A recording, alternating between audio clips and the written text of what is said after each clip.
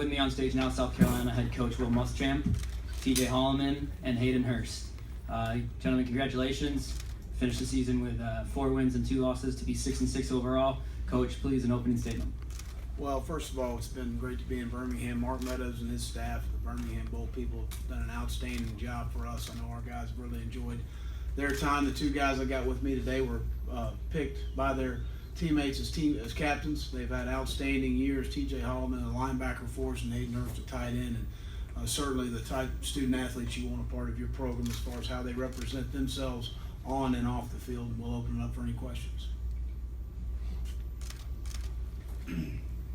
Great, no questions.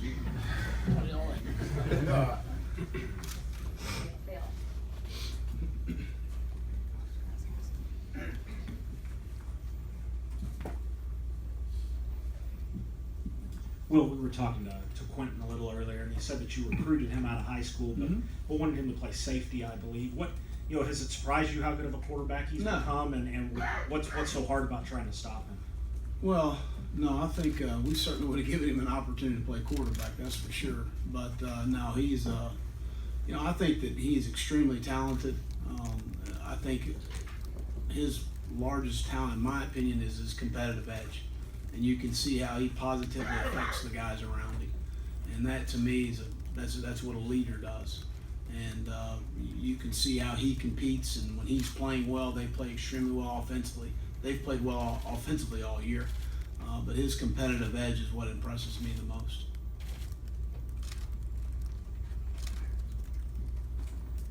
Well, you talk about using this bowl practice to work on South Carolina and improve in areas that you needed to.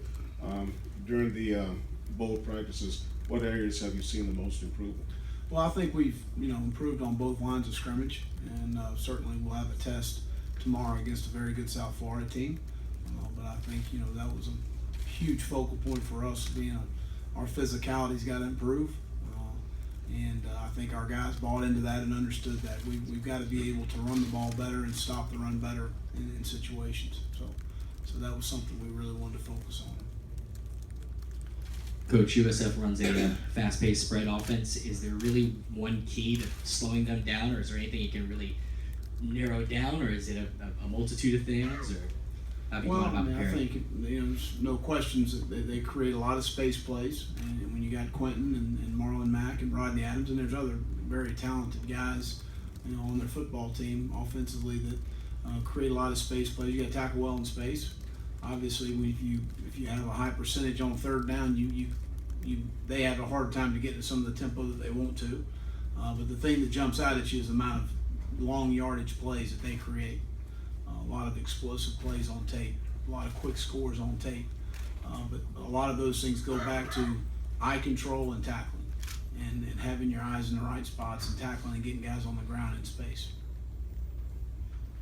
Speaking to the players, obviously it's been a little bit since South Carolina's been into a bowl game. Talk to me a little bit about the experience that you found here in Birmingham. It's been a very welcoming experience here. They've shown nothing but great hospitality. The events we've gone to have been great, just to be around the guys, seeing the city of Birmingham. We just enjoyed this our time here. Yeah, it's been fun, all the events they've had set up for us all week, and then just kind of getting to see the city. I mean, it's been a great experience so far, and we're ready to get out there and play tomorrow. Well, what would a bowl win mean for this program, especially after starting 2-4? Right. Well, I think coming from 3-9 and a coaching change and the way that these players have bought into what we're trying to do, certainly a solid foundation has been set. But it's always good to go in the off season with a win at the end of the day, and moving forward and having that positive feeling going into the off season and sending our seniors out the right way, which is very important to me. Excuse me, Coach. Just dovetailing off of that, how important is this bowl experience, not only the practices, but the games for your freshmen and underclassmen? They contributed a lot, and how can they, kind of take this in and kind of build off of that going into next year? Well, again, football's a developmental game. You got to go play the game. In order to be a better 3 technique, you need to take on a 700-pound double team.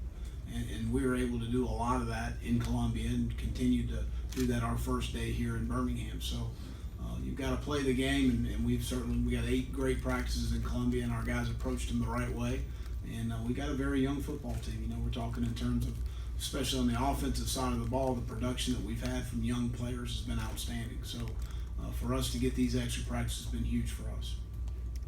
Specifically with Jake, just how's he kind of come along during the bowl prep, and what have you kind of seen from him the last month? No, I think he's had a really good bowl prep, and I think that again, young players, the game continues to slow down for them the more reps they get, and the game continues to slow down for him as well as some others. I thought Brandon McElwain had a really good bowl camp as well.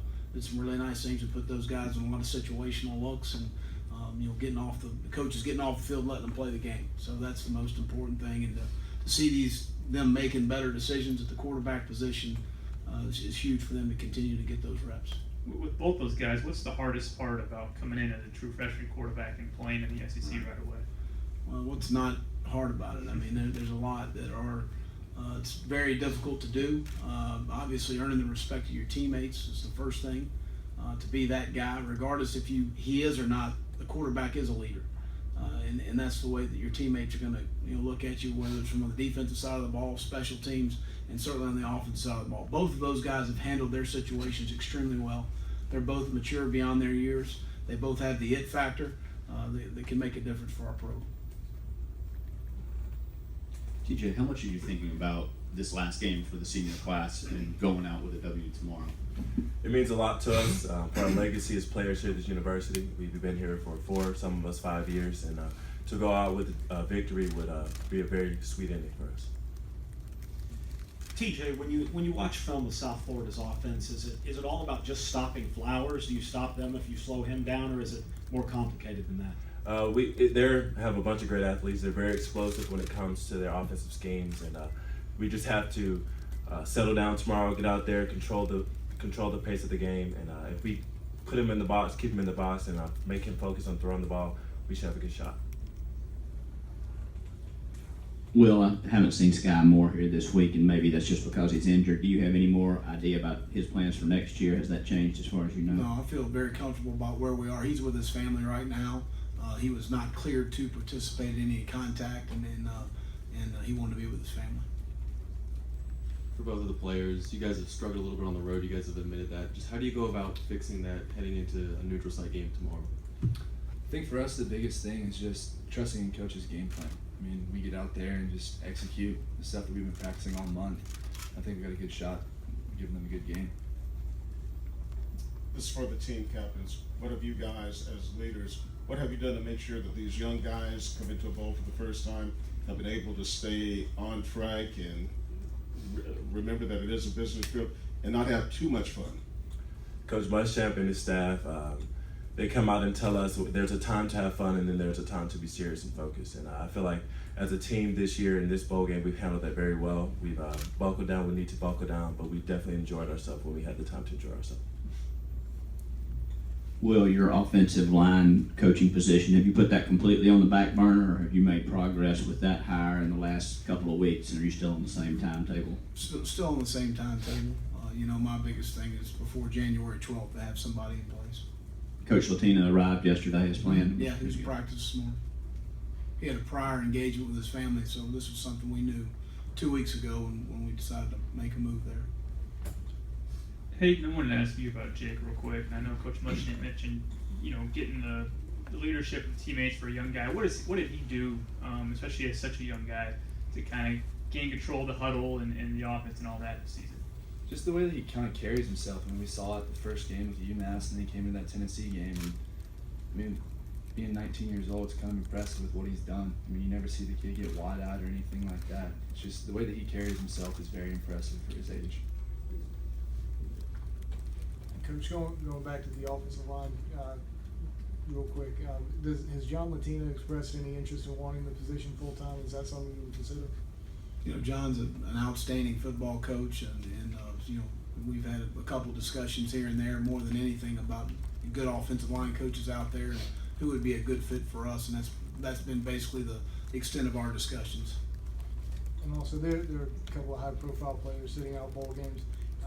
What would your reaction be if one of your players came to you and wanted to do that? Again, that's an individual's choice and decision, and I understand both sides of it. And if a young man doesn't want to play the game, then certainly we got to get ready without him, and that's the way it's going to be. So moving forward, I certainly see this being a trend that'll continue, and that's part of it.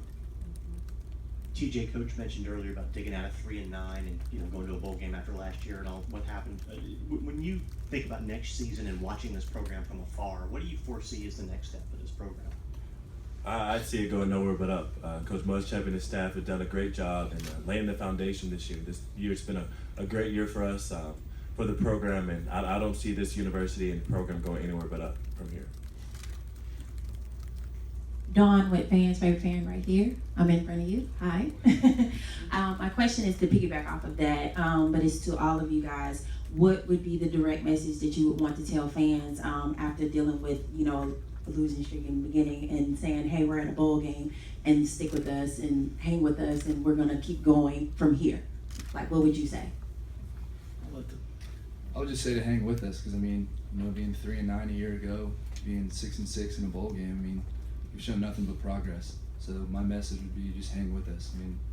As TJ said, we're going nowhere but up.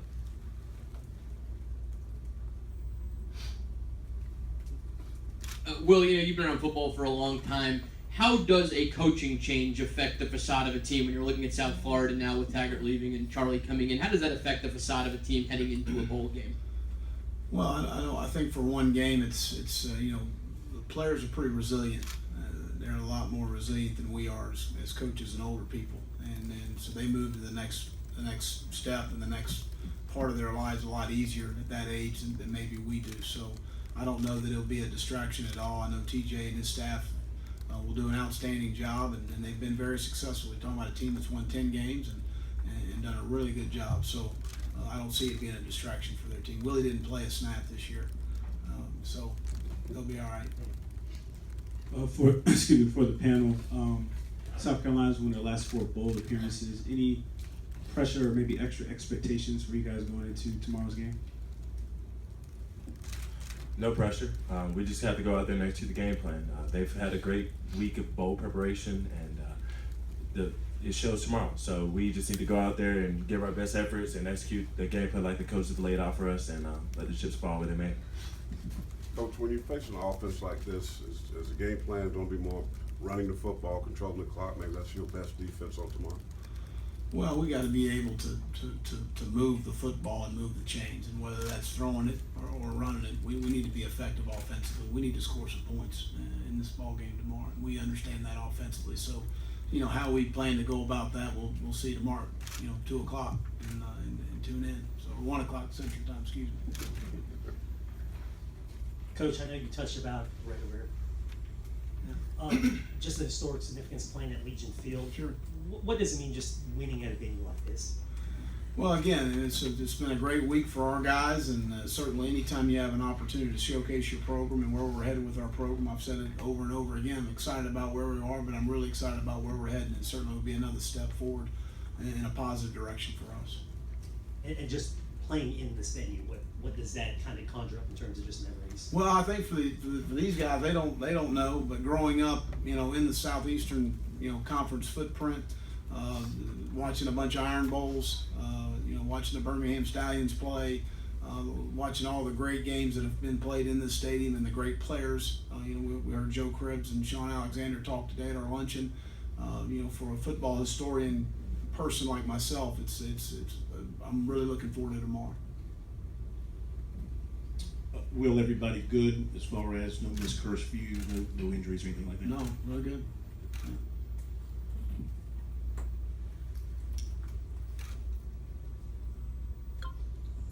Well, back here. What do you want to see from your seniors specifically tomorrow? Like when they get out on the field, what do you want their approach to be? I'm going to win. Any other questions? All right, well, thank you. Oh. Hayden, I was going to ask you specifically your relationship with Casey Crosby. How has that grown on and off the field, and how have you seen him improve this season? Week 1 heading into the season, we weren't kind of sure what the rotation was going to be, but it kind of fell into him at our Y position and the B position. Me and KC, our friendship has just grown tremendously this year throughout everything. I love the guy. It's fun to play with a guy like that.